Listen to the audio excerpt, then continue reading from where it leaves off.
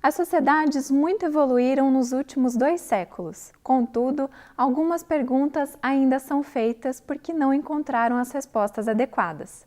O Espiritismo, como a mensagem eterna do mundo espiritual à humanidade, vem em auxílio aos homens para que as suas indagações possam encontrar as respostas certas. Acaba de começar o programa A Vida em Foco e te convidamos para refletir juntos sobre as questões que a vida nos propõe.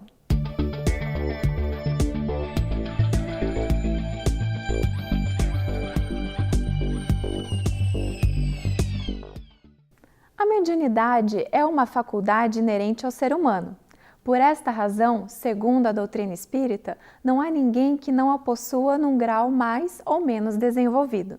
Assim, compreender o que se entende por mediunidade é importante para sabermos quando nós estamos agindo por nossa conta ou quando estamos sendo direcionados. Mas afinal, o que significa ser médium? Como entender este conceito mais amplo de mediunidade? Em função disso, todos devemos participar de reuniões mediúnicas? Como agem os espíritos sobre as pessoas? Podemos estar atuando como médiums sem o sabermos? Estas e outras dúvidas podem ser tiradas na entrevista de hoje, que tem por tema a mediunidade nossa de todos os dias. A Vida em Foco traz também curiosidades, crônica, o Espiritismo esclarece e, fechando o nosso encontro de hoje, mais reflexões sobre a doutrina espírita e os ensinamentos de Jesus. Você é nosso convidado. Fique conosco. Confira agora a crônica da semana. Outro dia estava me deslocando do meu escritório até o estacionamento para pegar o carro e ir almoçar com a minha mãe, quando me deparei com um daqueles ônibus bem grandes, biarticulado, e um carro de luxo que há pouco haviam colidido em uma esquina do centro da cidade. A colisão fora de certo modo violenta, pois o airbag do veículo, aquele dispositivo de segurança para o motorista, havia sido acionado, porém ninguém se machucou seriamente. Aliviada com esse último fato, logo pensei que algum dos condutores dos veículos, ou mesmo os dois, havia violado alguma lei para que o acidente tivesse ocorrido. Considerando o número de envolvidos no infortúnio, provavelmente ele trouxe dissabores a algumas pessoas, seja porque ficaram nervosas ou assustadas com a situação, seja porque perderam algum compromisso importante ou porque terão despesas e perdas financeiras decorrentes. Enfim, pode-se dizer que o fato gerou, em alguma medida, infelicidade. Refletindo no cenário que se delineou, lembrei do que o Espiritismo nos ensina a respeito da felicidade, sendo que depois constatei que o tema é tratado a partir da pergunta 920 de O Livro dos Espíritos, primeira obra da codificação kardeciana, lançada em 1857. De forma didática e prática, na pergunta 922, os Espíritos nos esclarecem que a felicidade relativa, que pode ser alcançada na Terra, de forma comum a todos os homens, com relação à vida material, é a posse do necessário. Com relação à vida moral, a consciência tranquila e a fé no futuro.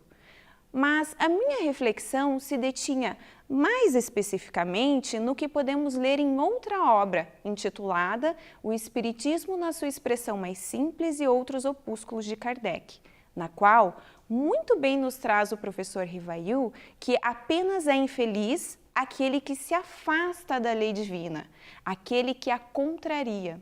Quer dizer, toda vez que violamos uma das leis naturais, este ato nos traz sofrimento e infelicidade, pois é um mal, bastando que observemos os exemplos que recebemos com a vida do Cristo para que sejamos felizes. Veja bem, não se está considerando que os homens não terão infortúnios durante a encarnação, mas sim a forma pela qual superarão estes obstáculos.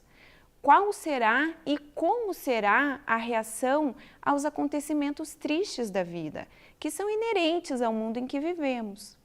Embora nos pareça simples, não tem sido fácil manter-se feliz em jornada pelo planeta.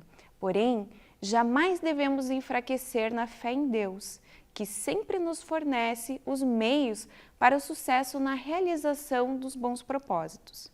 Portanto, estejamos atentos.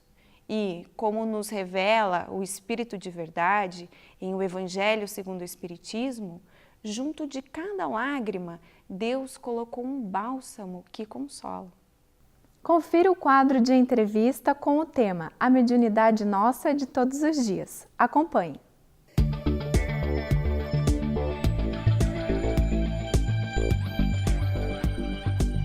Olá, que bom que você está conosco, que bom que estamos juntos. A nossa conversa de hoje, mais uma vez, temos a presença, sempre amiga, de Daniel Dallagnol. Seja bem-vindo, Daniel, de novo. Obrigado, Márcio. Obrigado. Daniel, estamos aqui para conversar hoje sobre a mediunidade nossa de cada dia. Parece que é aquela mediunidade que vai um pouco além das paredes da instituição espírita, das paredes da formalização mesmo. É isso aí? É isso aí, Márcio. Essa é a nossa proposta? O codificador da doutrina espírita, Allan Kardec, orientado pelos espíritos codificadores, em diversos momentos ele assevera que todos nós, somos médiuns. Até eu, Daniel. Todos somos médiuns. E ele traz uma questão extremamente importante, que é a de número 459 do Livro dos Espíritos, quando ele indaga aos espíritos imortais, no seguinte sentido, se eles interferem no nosso psiquismo, né? E eles respondem com absoluta tranquilidade, muito mais do que nós imaginamos, que de ordinário são eles que nos conduzem. Partindo deste princípio, nós passamos a entender que quando os espíritos interferem no nosso psiquismo, nós estamos sendo veículos, né, desse processo de intermediação. Se eles interferem, é porque nós, de alguma forma, reagimos a favor ou, contrariamente, à indução psíquica proposta pelos espíritos. Mas a questão nuclear, central, me parece que é o fato de que nós somos espíritos. Não importa a condição em que nós estejamos, no corpo físico, encarnados, portanto, ou fora do corpo físico, desencarnados, né, na condição de espíritos libertos. Então, nós estamos tratando exatamente com um mesmo elemento espiritual. Então, o corpo físico não é ele que interfere de modo determinante no processo da comunicação. E sim, é o psiquismo que passamos a aceitar ou não a sugestão dos espíritos. Então, sob esse aspecto, é importante nós notarmos que a criatura ela pode ser direcionada pelas suas potencialidades, por aquilo que ela carrega no seu interior, ou pelas influenciações que ela possa dar ao mundo espiritual. Isso, então você está dizendo que não é exclusivamente dentro de uma instituição religiosa, particularmente espírita, que isso acontece. Perfeito. No dia a dia nós estamos sendo influenciados? Exatamente. Como é que isso se dá na prática? Esta é a grande proposta da doutrina espírita, sob o ponto de vista de alertar as criaturas que onde quer que elas estejam, ali elas atuam como sendo médiuns, né? Então, eu diria assim, com alguma segurança, sabe, Márcio? Porque é muito fácil ser médium no interior de uma instituição espírita durante 1h30, 2 horas, no trabalho mediúnico, né? Mas não é tão simples e fácil sermos médiuns fora dos domínios da instituição espírita, que esta é a grande proposta, não só da doutrina espírita, mas a proposta de Jesus contida no seu Evangelho, onde a criatura, onde quer que ela esteja, ali ela funcione como médium, não mais os espíritos, né? Mas sim de uma proposta. É diferente, então, este sentido de mediunidade. Porque quando nós associamos mediunidade, nós normalmente queremos dar o sentido de que estamos sendo acionados psiquicamente por um espírito. E o sentido da mediunidade, aquele mais amplo, mais extenso é de que nós nos constituamos fora das práticas mediúnicas regulares, em médiuns de uma proposta. E a proposta é clara, é a proposta de Jesus para a nossa existência, né? Entendi, Daniel. Mas assim, ó, no dia a dia, como é que a pessoa sabe se está sendo ou não influenciada? De maneira geral, inclusive há uma indagação do codificador nesse sentido, quando nos ocorrem pensamentos outros que não são do nosso cotidiano, daquela matriz em que nós nos situamos ordinariamente, né? Ou num segundo instante, quando nos chegam pensamentos que não são aqueles que normalmente ocorrem no nosso psiquismo, por conta do instinto natural que todos nós temos, é porque há nesses dois processos exatamente uma influenciação. E, naturalmente, Márcio, também há que ser registrado o fato de que nos surgem pensamentos que são contrários à nossa natureza. Então, o vigiai e orai está dentro dessa proposta de que nós nos conduzamos sempre por uma estrada sobre a qual nós tenhamos o controle nela, né? Então, muitas criaturas dão acesso ao seu psiquismo de outros psiquismos infelizes, né? E se conduz de modo equivocado. A culpa nunca é desses outros que nos influenciam. Por isso, retomarmos esta ideia, a princípio, de que nós somos e devemos nos constituir em médiuns de uma proposta, né? É a proposta que nós devemos viver, não que os outros devam viver por nós. Não há proposta que os outros queiram aplicar para nós, né?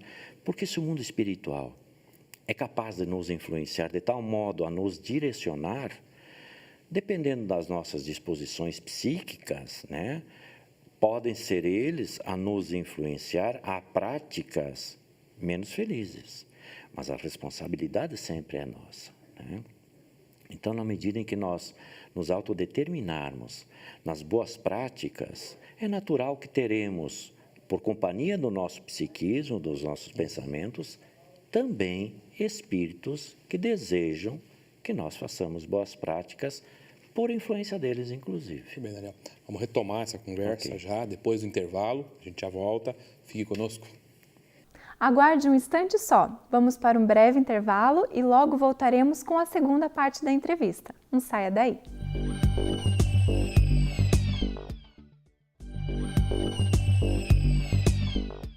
Retornamos com a segunda parte da entrevista de hoje, com o tema A Mediunidade Nossa de Todos os Dias. Confira. Muito bem, estamos de volta. Estamos falando sobre a mediunidade nossa de cada dia. Não aquela mediunidade que se pratica dentro das instituições espíritas, em particular. Mas estamos falando do dia a dia mesmo, Daniel. Você dizia aí antes do intervalo que nós somos ordinariamente influenciados, dirigidos por pensamentos.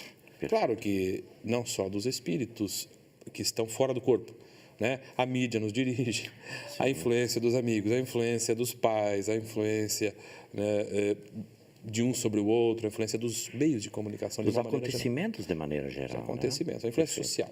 Uhum. Tudo nos influencia. Então, você falava que há influências boas dos espíritos, agora dos desencarnados, e há influências que são ruins. Uhum. Então, Daniel, o que é que determina que a gente vai ser bem ou mal influenciado? A gente mesmo a pessoa boa, ela pode sofrer uma influência ruim? Sem dúvida nenhuma, né? É verdade que a criatura, quanto mais moralizada, digamos assim, melhor vacinada ela está contra o assédio e contra o acesso psíquico dos espíritos inferiorizados. Quando você fala psíquico, quer dizer uma ideia que surge na nossa cabeça. Perfeitamente. Na cabeça, porque a gente imagina que está ali, né, o centro do nosso psiquismo, né? Então, veja, toda a comunicação espiritual se dá psiquicamente. Naturalmente, o nosso psiquismo se derrama, né, pela organização fisiológica que comanda os movimentos e tudo mais, né? Então, quando a criatura recebe uma ordem, por exemplo, psíquica, de desferir um golpe contra alguém, o problema não é do braço que desferiu o golpe. A mensagem veio no psiquismo da criatura que acede, que consente e desfere o golpe. Mas ela já traz dentro dela as tendências. Perfeitamente. E é nestas tendências é que agem os espíritos infelizes, quando querem que nós sejamos veículos, né, das ações infelizes. Tanto quanto os bons igualmente nos influenciam para que pratiquemos boas ações. Então, nós estamos exatamente no centro desse processo. Por isso que é a mediunidade mais legítima que a criatura possui, não é aquela quando ela manifesta os espíritos no fenômeno mediúnico, né? Mas sim quando ela tem exatamente a consciência sobre si mesma e pratica aquilo que o seu arbítrio determina, né? Por isso que o codificador nos chama a atenção para essa questão, de que todos nós somos médiuns, todos somos influenciados, os bons e os menos bons ainda, né? Então, as criaturas recebem digamos, o influxo espiritual. Os ruins igualmente recebem para boas práticas, mas é natural que pelas suas tendências morais recebem com muito mais força e ímpeto o recado psíquico dessas outras criaturas, pela natural lei de afinidades. Com isso aí você está dizendo que não adianta o indivíduo usar penduricalho, tomar banho de sal grosso, usar figa. Né? Não é isso, então, Claro que que não. vai, por assim dizer, protegê-lo do ponto de vista da influência. Essa ideia do corpo fechado, fechado, nós respeitamos, né, esses conceitos, esses conteúdos particulares, né, mas não é essa a questão, né? A vacina efetiva contra o assédio e a ação dos espíritos infelizes é o Evangelho, é o processo de moralização do ser. Ainda assim, pelo psiquismo que envolve o planeta, que é um psiquismo ainda complicado, todos nós recebemos ações e ímpetos, né, estímulos psíquicos, no sentido de práticas infelizes, né? Vai da criatura, e exatamente por conta das suas forças interiores, das suas construções, dizer sim ou não. Na expressão do Evangelho de Jesus, ele diz assim: não podemos servir a dois senhores, né? Ou a criatura serve, né, ao equívoco, ao mal, aí ele é um médium que está servindo a uma causa infeliz, ou ele é aquela criatura que decidiu servir a uma outra causa da sua própria felicidade. Então, nós como que vivemos nesse processo de dualidade, né? Nos nossos momentos menos felizes, Márcio, às vezes nós temos ímpetos que nós desconhecemos a nossa intimidade. No trânsito, numa discussão. Perfeitamente. Quando nós somos contrariados, né, numa discussão. Então, são momentos que a gente serve a dois senhores, né? Se tomarmos os exemplos, por exemplo, o exemplo de Pedro, né, que no primeiro instante, pela grandeza espiritual, né, ele diz que Jesus é enviado dos céus. No instante seguinte, Jesus o adverte. Quer dizer, eles servem em dois momentos distintos, muito próximos, a, aspas, dois senhores, né? Então, há duas forças psíquicas. Por isso que precisamos ter cuidado nesses momentos graves em que a humanidade está envolvida, né? Particularmente no campo da violência, né? Dos desequilíbrios de toda a ordem, né? Então, este é o momento de vigiar para que nós nos tornemos bons médiuns. E você acha, Daniel, que a prática da oração ou assim da meditação, daquela que se faz toda noite, de começar a avaliar os pensamentos que estão povoando a nossa cabeça, Sim. é salutar? É recomendável? Extremamente recomendável, né? O processo da meditação e da prece é um processo de sanidade, de saneamento do nosso De psiquismo. identificação, né, de alguns pensamentos?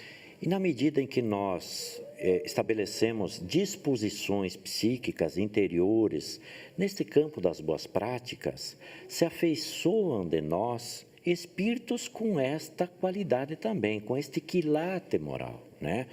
Na medida em que nós vamos ampliando esse circuito de relações, é natural que os menos felizes não se aproximem, não tenham acesso. E como nós nos movemos por uma psicosfera que formamos a partir das nossas ações e dos nossos pensamentos, que André Luiz chamou de hálito mental, né? André Luiz Espírito, nós criamos um halo, né? Uma aura de proteção também. Então, vai depender de nós. A que causa nós servimos? Certo, Daniel. Muito obrigado mais uma vez. Muito obrigado, Daniel. Márcio. Explicações sempre lúcidas, sempre objetivas. E a você que nos acompanhou, permaneça conosco, porque o programa ainda continua. Muito obrigado.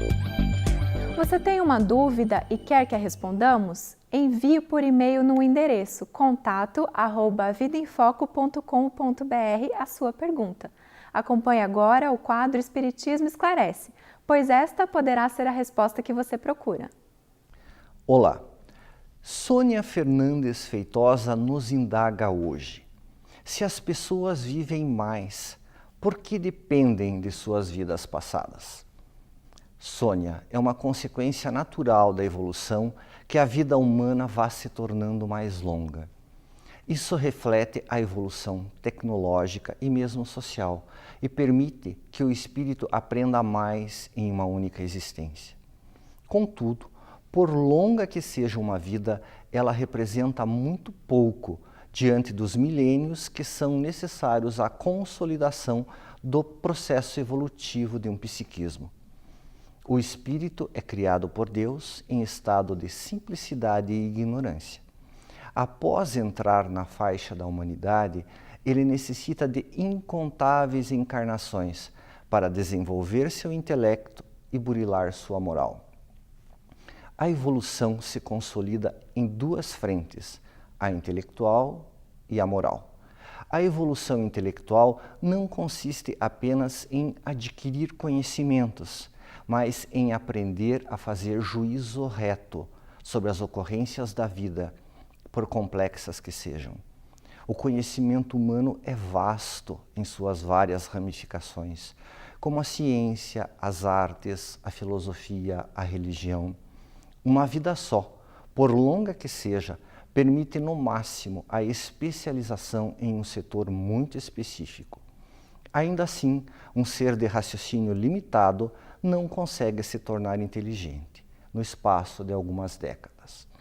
Quanto à evolução moral, pressupõe o ajuste do sentimento e da conduta ao ideal do belo e do bem. Implica domar todos os vícios, como a gula, a maledicência, a luxúria, o egoísmo e o orgulho. E também desenvolver virtudes como compaixão, prudência, moderação, perdão, indulgência e beneficência. Se uma vida só bastasse, todo mundo deveria conseguir ser extremamente sábio e bondoso na velhice. Entretanto, não é assim, e são necessárias inúmeras vidas, sucessivas experiências na pobreza e na riqueza, na saúde e na doença, em variadas religiões e em inúmeras culturas. Tudo isso para capacitar o ser inteligente a colaborar de forma marcante para o progresso do mundo em que vive.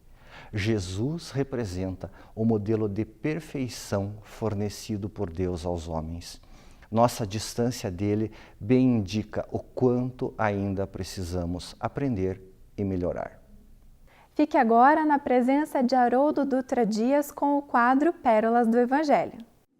Olá, bem-vindos a mais um programa Pérolas do Evangelho. Nessa série, nós comentaremos sobre alguns livros do Novo Testamento, iniciando pelo Evangelho de João. João Evangelista era filho de Zebedeu com Salomé e irmão de Tiago Maior, aquele apóstolo que logo depois de Estevão foi sacrificado em Jerusalém, causando muita dor nos seus companheiros diante da truculência da execução.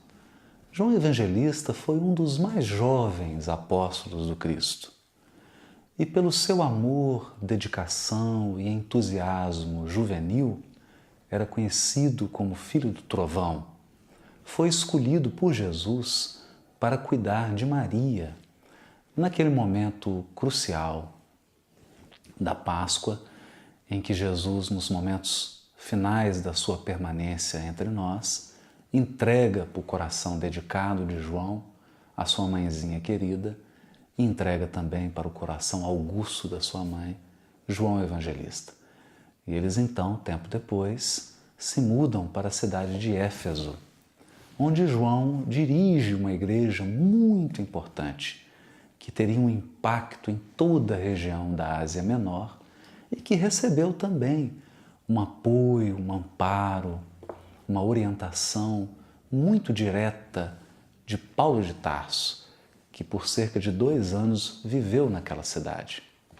João Evangelista também é o apóstolo que permaneceu mais tempo entre os homens. Foi o último dos apóstolos a deixar o mundo físico e a retornar para a pátria espiritual, na condição de um ancião, cheio de experiências, de vivências, de testemunhos, de martírios, mas também com um coração repleto de amor, de caridade por todos aqueles que ele orientava com máxima dedicação na cidade de Éfeso. João Evangelista se tornou o símbolo daquele ancião sábio, ponderado, com uma intuição poderosa, capaz de sondar os caminhos do futuro. O seu evangelho provavelmente foi escrito por volta do ano 98 depois de Cristo, quase no final do primeiro século. E pouco mais de 1 ano e meio ele escreveu o Apocalipse, que deixaria para a humanidade revelados as probabilidades e os caminhos do futuro. João Evangelista, então, é esse apóstolo singular que encanta pela sua ternura, pela sua capacidade de expressão, pelo seu estilo poético, bastante metafórico, um evangelho repleto de simbolismo, suas cartas recheadas de muita dedicação, de muito amor. A sua marca é, de fato, a afetividade, a intuição, o simbolismo. Nada em João possui um sentido único. Tudo nele é como que uma luz do luar, que deixa um pouco na penumbra e ilumina com moderação. Por isso exige do leitor bastante sensibilidade e um trato muito especial com as metáforas e com os símbolos. No próximo episódio falaremos ainda um pouco mais do seu evangelho, esse evangelho sensacional. A Vida em Foco volta na semana que vem com mais novidades.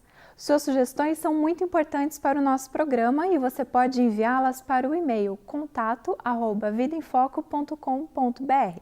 Se você perdeu alguma edição anterior do programa, acesse o site www.avidaemfoco.com.br. Curta a página no Facebook A Vida em Foco. Agradecemos muito a sua companhia, tenha uma ótima semana e até o próximo programa.